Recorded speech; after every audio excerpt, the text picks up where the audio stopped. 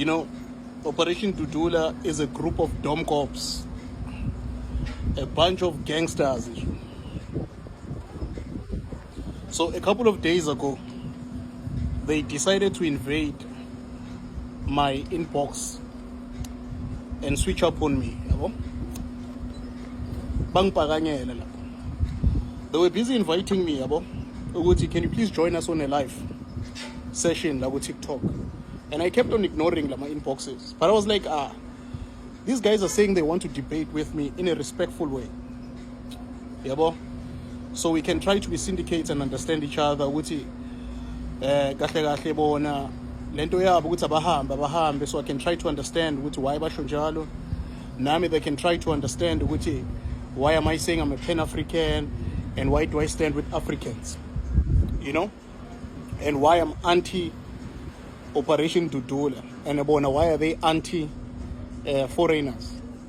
So I was like, why not? Ngangena kule live session bayo-severing ngiwani ngabaslice bonke because all I do is win, ngabayimbarasa la. So this is really funny. And then they subjected to my insults. They decided ukungithuka lapha sebayangithuka manje bathi ngimumbi yonke le nto because that's all they know, that's all they know. Ngimumbi what nalama tender. And I mean, I'm not involved in tenders. I'm not involved. I think no Operation Dudula member can stand and debate with me. I'm really that confident.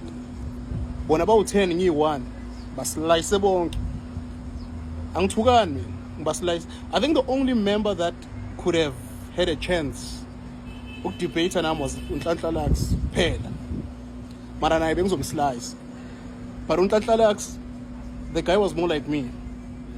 He was book smart and streetwise, njengami ngikhulele eKasi nencwadi ngiyayazi, So bonke le gang Operation Dudula nje ama-dom cops any day anytime ngihlezi ngiready